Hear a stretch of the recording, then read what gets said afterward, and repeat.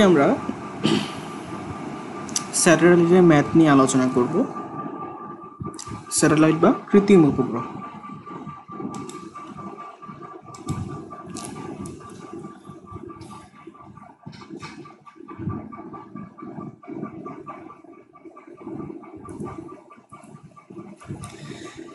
চাঁদ হচ্ছে এক প্রকার প্রাকৃতিক স্যাটেলাইট বা প্রাকৃতিক উপগ্রহ। চাঁদ পৃথিবীকে 24 ঘন্টায় একবার প্রদক্ষিণ করে, আমরা এটা সকলেই জানি। পৃথিবীকে কেন্দ্র করে 24 ঘন্টায় পৃথিবীকে একবার প্রদক্ষিণ করে। ঠিক একইভাবে যে আর্টিফিশিয়াল স্যাটেলাইট বা কৃত্রিম উপগ্রহ যেগুলো আছে, এগুলো পৃথিবীকে বিভিন্ন কক্ষপথে বিভিন্ন পর্যায়কালে নিয়ে বিভিন্ন বেগে বিভিন্ন উচ্চতায় অবস্থান করে এবং পৃথিবীকে নির্দিষ্ট সময় পর পর পর্যবেক্ষণ করে। যদি সেটা 24 ঘন্টায় অতিক্রম করে, সেটাকে আমরা তখন ভূস্থির উপগ্রহ বলি, ঠিক আছে। আর যদি 24 ঘন্টায় পর্যবেক্ষণ না করে, তাহলে সেটা আলাদা, ঠিক আছে। যদি পর্যায়কাল 24 ঘন্টা হয়, তাহলে এটা পৃথিবীর সাপেক্ষে একটা নির্দিষ্ট স্থানের সাপেক্ষে স্থির মনে হয়। এই জন্য ভূপৃষ্ঠে একটা নির্দিষ্ট স্থানের সাপেক্ষে স্থির মনে হয়, এই জন্য এটাকে ভূস্থির উপগ্রহ বা জিওস্ট্যাটিক স্যাটেলাইট বলা হয়।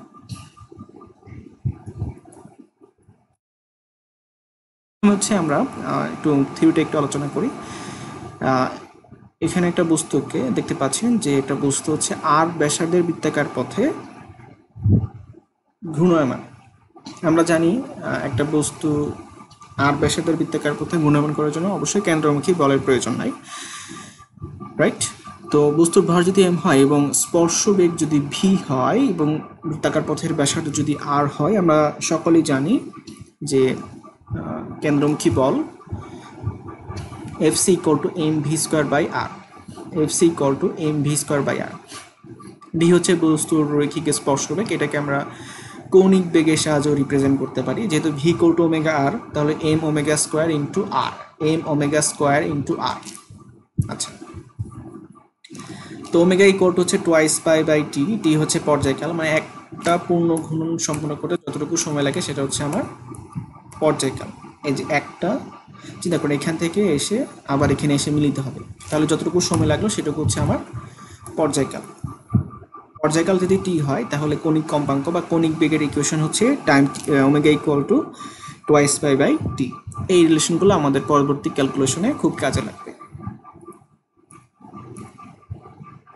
আচ্ছা, এখানে আমরা যেটা করব যে ভূপৃষ্ঠের অভিকর্ষজ ত্বরণের মানটা বের করে দেখব। যে ভূপৃষ্ঠের অভিকর্ষজ ত্বরণের মান আমরা এই সূত্রের সাহায্যে বের করতে পারি। g = ভূপৃষ্ঠের অভিকর্ষজ ত্বরণ, g = gm/r²। g হচ্ছে মহাকর্ষীয় ধ্রুবক, সার্বজনীন ধ্রুবক। m হচ্ছে পৃথিবীর ভর, আর হচ্ছে পৃথিবীর ব্যাসার্ধ, ভূপৃষ্ঠের ব্যাসার্ধ। পৃথিবীর মানে ব্যাসার্ধ, কেন্দ্র থেকে ভূপৃষ্ঠের দূরত্ব, পৃথিবীর ব্যাসার্ধ। আচ্ছা, চিন্তা করুন, ভূপৃষ্ঠ থেকে এই উচ্চতা একটা কাল্পনিক কক্ষপথ আমি চিন্তা করছি, যে কাল্পনিক কক্ষপথের উচ্চতা হচ্ছে h। আমরা এই উচ্চতায় একটা কাল্পনিক কক্ষপথে অভিকর্ষজ ত্বরণ বের করতে চাই। তাহলে অভিকর্ষজ ত্বরণ g' = আমি বলতে পারি gm/r+h², ঠিক আছে। কারণ কেন্দ্র থেকে ওই কাল্পনিক কক্ষপথের দূরত্ব হচ্ছে r, এইটুকু হচ্ছে r, আর ভূপৃষ্ঠ থেকে দূরত্ব হচ্ছে h, তাহলে মোট দূরত্ব হচ্ছে r+h। So g' = gm/r+h²। Now we can say that, এখন চিন্তা করেন এখানেও আছে জিএম, এখানেও আছে জিএম, তাহলে জিএম এর সাহায্যে আমরা দুটো সূত্রকে রিলেট করতে পারি এইভাবে, যে জিএম = gr² = g'(r+h²). এই সূত্রটা অনেক বেশি ইম্পর্টেন্ট, কারণ এই সূত্রটা আমাদের ম্যাথমেটিক্যাল ক্যালকুলেশন অনেকটা ইজি করে দিবে। এই জন্য আমরা এই সূত্রটাকে এভাবে রিপ্রেজেন্ট করব, যে জি এবং জি প্রাইমের মধ্যে রিলেশন। জি হচ্ছে ভূপৃষ্ঠের অভিকর্ষজ ত্বরণ, আর জি প্রাইম হচ্ছে এইচ উচ্চতায় একটা কাল্পনিক কক্ষপথে অভিকর্ষজ ত্বরণ। তাহলে gr² হচ্ছে g'(r+h²). gr² g'(r+h²). সো এই হচ্ছে আমার ইকুয়েশন।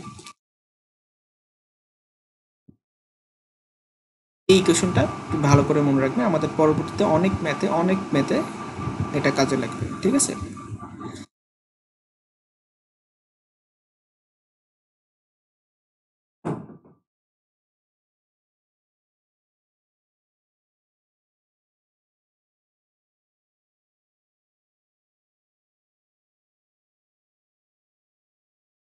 আপনি চিন্তা করেন এখানে আমি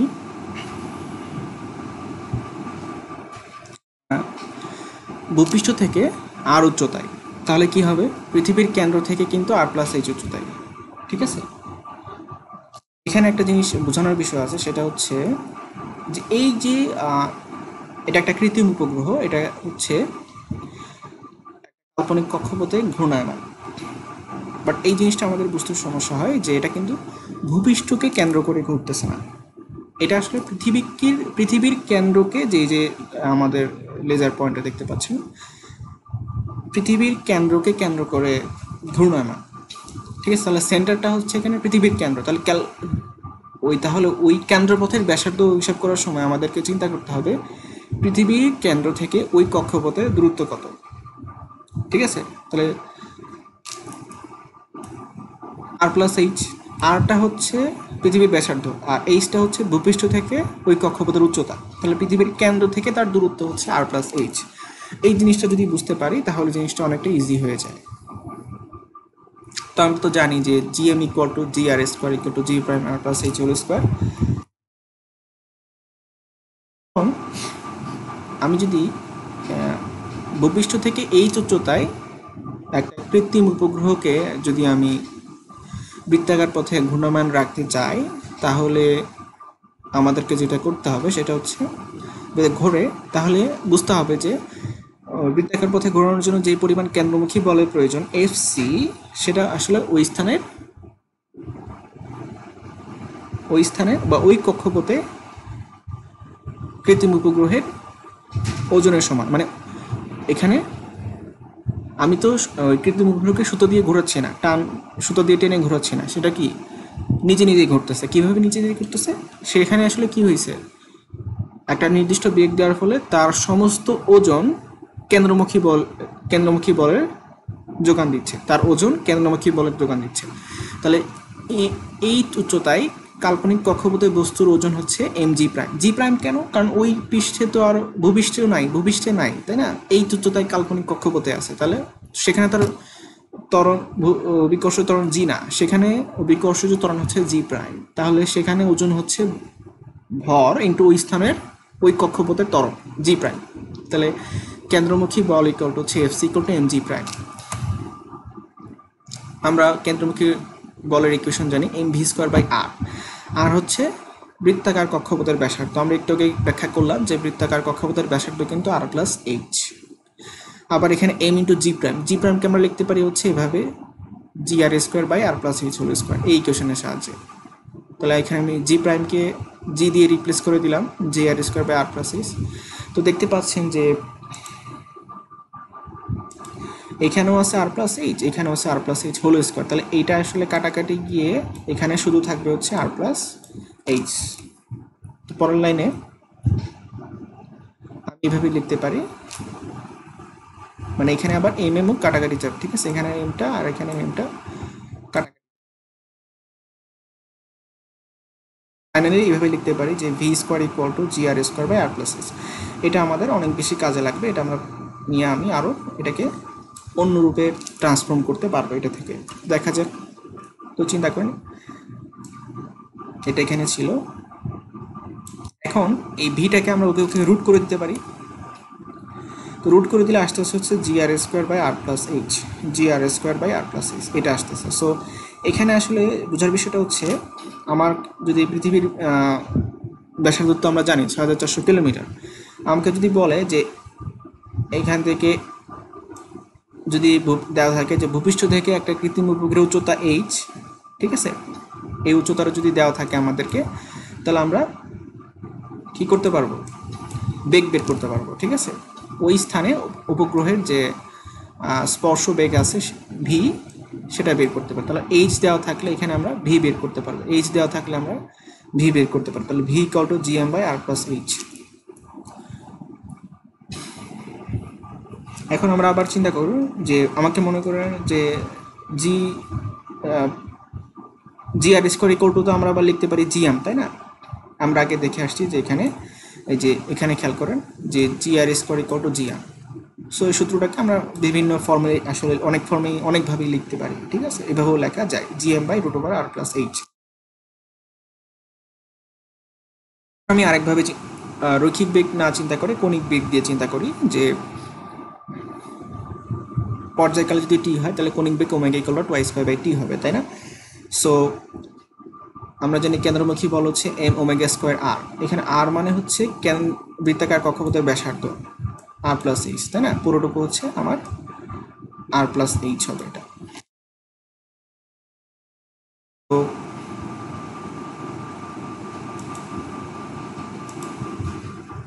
লিখতে পারি তাহলে F C equal to M omega square R plus H. আর জি প্রাইমকে ভেবে লিখতে পারি এই সূত্রের সাহায্যে G R square R plus H whole square. এটা আমরা আগেও ব্যাখ্যা করছি।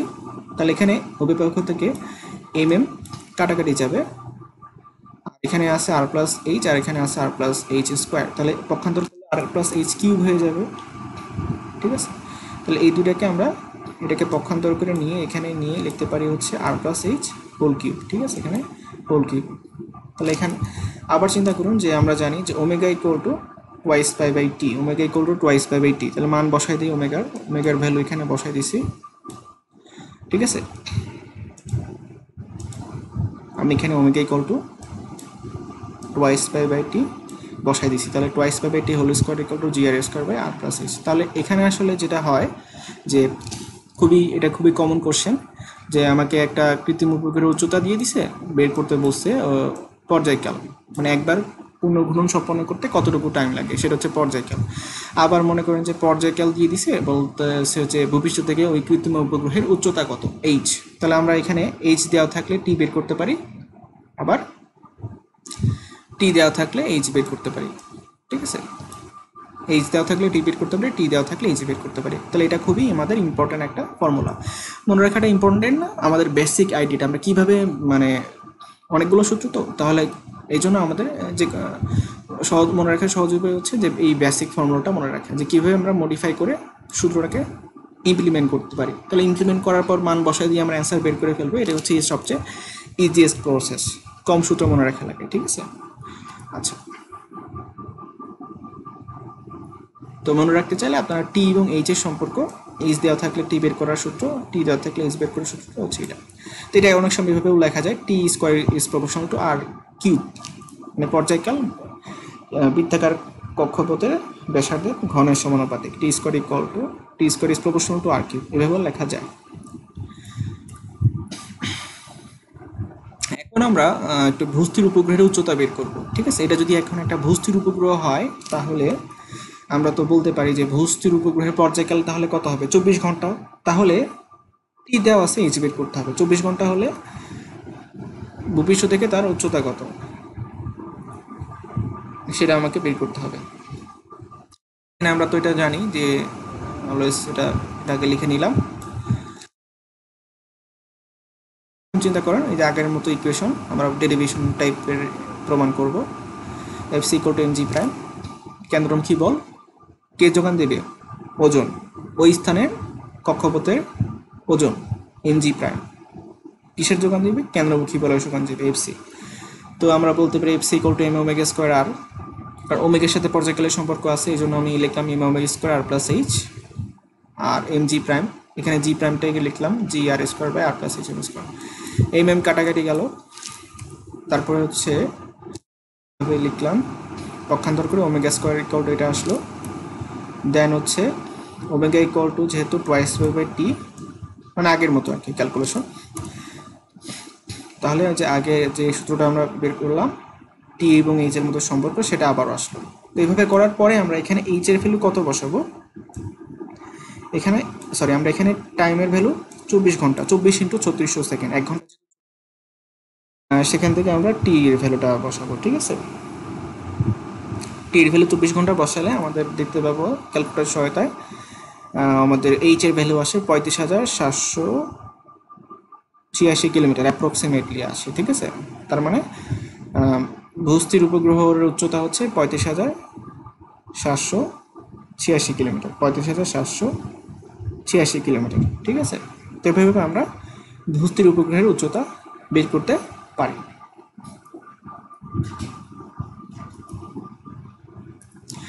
এখন চিন্তা করেন তাহলে আমরা তো ভূস্থির উপগ্রহের উচ্চতা এবং বেগ বের করতে পারলাম, ঠিক আছে। তো বেগ যদি ভি হয়, বেগটা আমরা এই সূত্রের সাহায্যে বের করতে পারি। তাহলে তার গতিশক্তি হবে equal to half M B square, যেখানে এমটা হচ্ছে, এই এমটা হচ্ছে ওই কৃত্রিম উপগ্রহের ভর, এমটা হচ্ছে ওই কৃত্রিম উপগ্রহের ভর, ভি হচ্ছে তার ওই স্থানের যে রৈখিক বেগ আছে, সেই রৈখিক বেগটা হচ্ছে আমার ভি। তাহলে তার গতিশক্তি হচ্ছে এম ভি স্কোয়ার বাই আর। এটার মিনিংটা হচ্ছে, যদি আমি একটা উপগ্রহকে রকেটের সাহায্যে নিয়ে ওই উচ্চতায় গিয়ে ছেড়ে দিলে তো নিচে পড়ে যাবে, তাহলে ছেড়ে দিলে হবে না, তাহলে হাফ এম বি স্কোয়ার গতিশক্তি দিয়ে ছেড়ে দিতে হবে, তাহলে সে ওই আর প্লাস এইচ ব্যাসার্ধের মানে ভবিষ্যৎ থেকে এইচ উচ্চতায় একটা পৃথিবীর কেন্দ্রকে কেন্দ্র করে ওই কাল্পনিক কক্ষপথে ঘূর্ণমান হবে, ঠিক আছে। মানে কনসেপ্টটা কি, আমি একটা কৃত্রিম উপগ্রহকে কিনে রকেটের সাহায্যে নিয়ে যেভাবে হোক এই উচ্চতা নিয়ে যাব, নিয়ে গেলে ছেড়ে দিলে হবে না, না গিয়ে কি একটা নির্দিষ্ট গতিশক্তি দিয়ে ছেড়ে দিতে হবে, তাহলে সেটা ঘূর্ণমান হবে, অন্যথায় হবে না। এই হচ্ছে কনসেপ্ট। এখন চিন্তা করুন, এখানে যে লাল বলটা দেখতে পাচ্ছেন, এই লাল বলটা হচ্ছে, এটাও একটা কৃত্রিম উপগ্রহ স্যাটেলাইট, বাট এটা ভূপৃষ্ঠ থেকে না, এই উচ্চতায় না, অনেক উচ্চতায় না, একটা ভূপৃষ্ঠের খুব কাছাকাছি, মানে ভূপৃষ্ঠর অল্প উচ্চতায়, মানে জাস্ট ভূপৃষ্ঠকে জাস্ট স্পর্শ করে আছে, স্পর্শ করে না মানে একটু উচ্চতায়, মানে ভূপৃষ্ঠের সাথে তার কোনো সংঘর্ষ হচ্ছে না, এমন একটা পজিশনে আছে, ঠিক আছে। ভূপৃষ্ঠ থেকে তার উচ্চতাটাকে আমি নগণ্য চিন্তা করতে পারি, কিন্তু ভূপৃষ্ঠের সাথে তার কোনো ফ্রিকশন হচ্ছে না। এই লাল বলটা হচ্ছে পৃথিবীকে কেন্দ্র করে বৃত্তাকার পথে ঘুরতেছে। তাহলে আমাকে বের করতে হবে তার পর্যায়কাল কত এবং অন্যান্য ইনফরমেশন। তো এটা ঠিক আগের মতোই, জাস্ট আমাকে এখানে চিন্তা করতে হবে, এটাও একটা, আমি এখন একটাকে, এই লাল বলটাকে আমরা কি হিসেবে চিন্তা করবো, একটা কৃত্রিম উপগ্রহ হিসেবে চিন্তা করব, ঠিক আছে। এটা এই লাল বলটা হইতে পারে গাড়ি বা ট্রেন, যেটাই হোক, যে কোশ্চেনটা হচ্ছে যে ভূপৃষ্ঠে প্রায় বা ভূপৃষ্ঠ থেকে সামান্য উচ্চতায় একটা বস্তুর পর্যায়কাল কত হলে বা বেগ কত হলে এটা পৃথিবী তাকে আর আকর্ষণ করতে পারবে না। এটার অর্থ হচ্ছে তার সমস্ত ওজন কিসে পরিণত হবে, কেন্দ্রমুখী বলে পরিণত হবে। তার এত পরিমাণ বেগ দিতে হবে যাতে করে তার সমস্ত ওজন কেন্দ্রমুখী বলে পরিণত হয়ে যায়, ঠিক আছে।